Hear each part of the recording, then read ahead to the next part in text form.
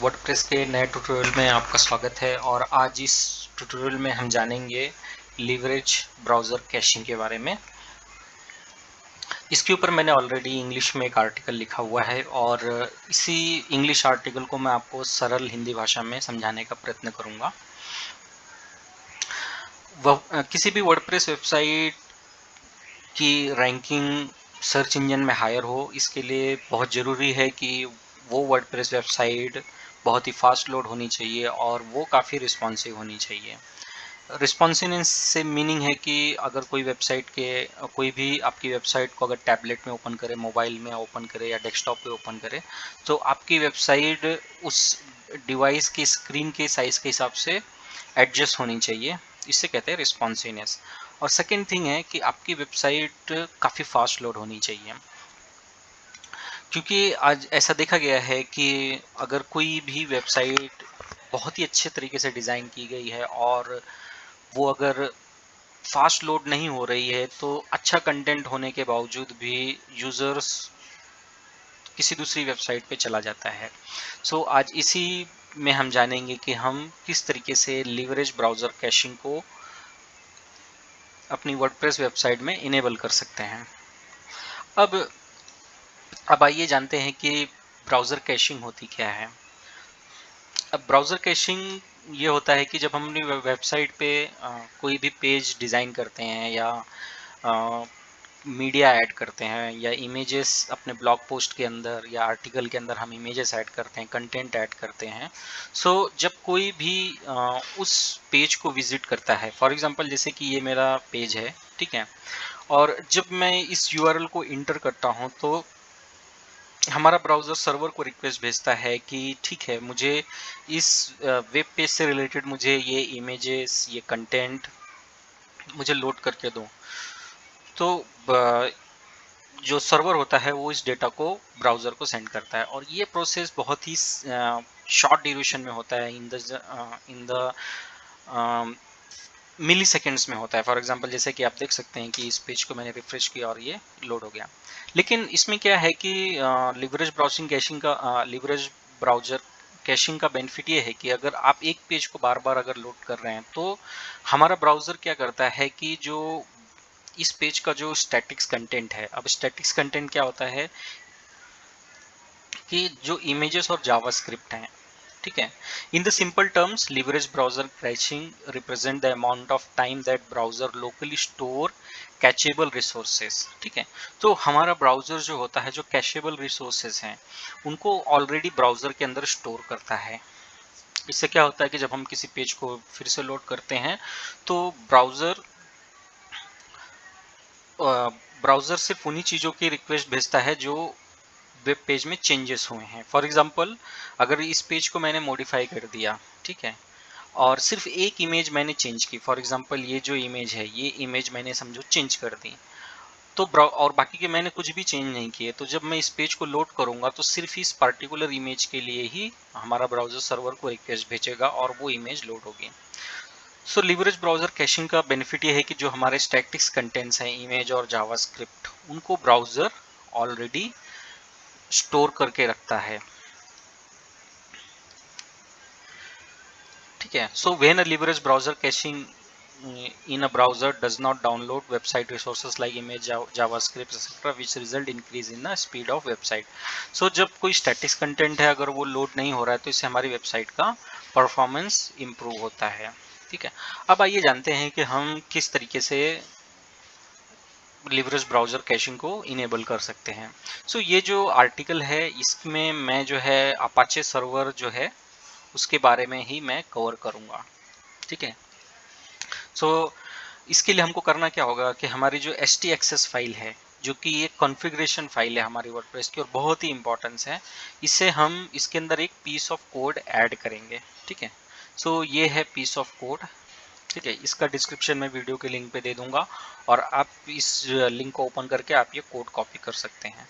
सो इस कोड को कॉपी करने के बाद में आपको अपने जाना है फाइल मैनेजर में। फाइल मैनेजर में जाना है पब्लिक HTML में। ठीक है, और यहाँ पे आपकी होगी htaccess फाइल। अब इसे मैं एडिट कर देता हूँ। ठीक है, और फिर यहाँ पे अब PHP की खास बात ये होती है कि यहाँ पे आपको ज़रूरी नहीं है कि आपको स्टार्टिंग या एंड में कोड ऐड करना है, आप कहीं पे भी कोड ऐड कर सकते हैं, but it is recommended that कि हमारी जो htaccess फाइल होती है उसका जो बिगिन विथ वर्डप्रेस और एंड ऑफ वर्डप्रेस है, इसके ये एंड ऑफ वर्डप्रेस के नीचे हम क्या करेंगे, हमारा जो लीवरेज ब्राउज़र कैशिंग का कोड हम ऐड कर देंगे। ठीक है, सो अगर आप इस कोड को क्लोजली मॉनिटर करेंगे तो इसके अंदर क्या है कि हमने टाइम ड्यूरेशन भी डिफाइन करके रखा हुआ है कि कितने टाइम के बाद में वो जो है फिर से साइट को लोड करेगा। ठीक है, so in the above code setting included 600 second refresh expiration time for the HTML। ठीक है, सो यहाँ पे आप देखेंगे एक्सपायर्ड डेट टाइप है 600 seconds and month for CSS and JavaScript. So जो CSS एंड जावास्क्रिप्ट होती है उसे हम फ्रिक्वेंटली चेंज नहीं करते हैं, तो इसके लिए हमने टाइम ड्यूरेशन ज़्यादा रखा हुआ है। ठीक है, और उसके बाद हम एक ई टैग होता है वर्डप्रेस में। ई टैग का फंक्शन क्या होता है कि E tag is a default feature of WordPress, it's role is to cache new version of cache file. ठीक है, सो जैसा कि हमने अपने कोड में ही डिफाइन कर दिया है कि किस चीज़ के लिए कितना ये होगा, मतलब टाइम ड्यूरेशन होगा। फॉर एग्जांपल जैसे CSS के लिए 1 मंथ है, जावास्क्रिप्ट के लिए 1 मंथ है। सो आपको फिर क्या करना है कि ई टैग्स को डिसेबल कर देना है, तो आपको इस कोड को फिर से कॉपी करना है और हमारी जो htaccess फाइल है जहाँ पे हमने लीवरेज ब्राउज़र कैशिंग ऐड की है वहाँ पे जाके हम इसे पेस्ट कर देना है। ठीक है, सो अब इसके बाद हम इस हमारे htaccess फाइल को सेव कर देंगे। सो जब भी आप htaccess फाइल में चेंज कर रहे हैं तो मेरा हमेशा से रिकमेंडेशन है कि आप उसी की एक बैकअप कॉपी आप डाउनलोड कर लीजिए। ठीक है, इन द केस अगर आपसे कुछ मिस प्लेस होता है कोड्स में तो आप इसे फिर से अपने cPanel में उसे अपलोड कर सकते हैं। तो htaccess फाइल में हमेशा आप पहले उसका बैकअप ले लीजिए, फिर इसके अंदर एडिट कीजिए। ठीक है, सो ये तो हो गया मैनुअल कोड, मैनुअल मेथड कि आप htaccess फाइल को कैसे कर सकते हैं। और दूसरा सेकंड है कि आप जो है एक डायरेक्ट एक प्लगइन यूज़ कर सकते हैं।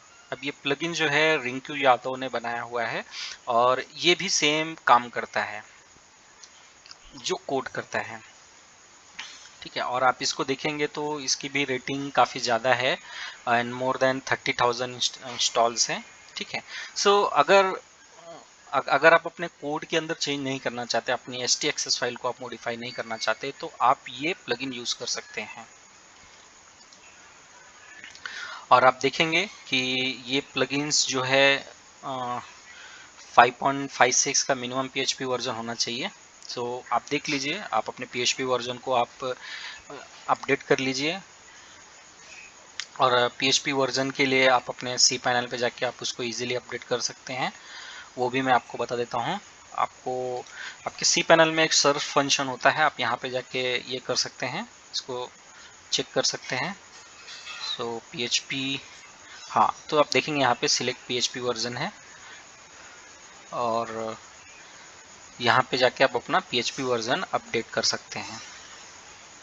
तो मेरा हमेशा रिकमेंडेशन होता है कि जब आप PHP वर्जन अपडेट कर रहे हैं तो कभी भी आप एकदम लेटेस्ट PHP वर्जन मत यूज़ कीजिए, उससे थोड़ा सा डाउनग्रेड वाला यूज़ कीजिए, या आप अपने होस्टिंग प्रोवाइडर को हेल्प लीजिए कि अभी कौन सा PHP वर्जन स्टेबल है।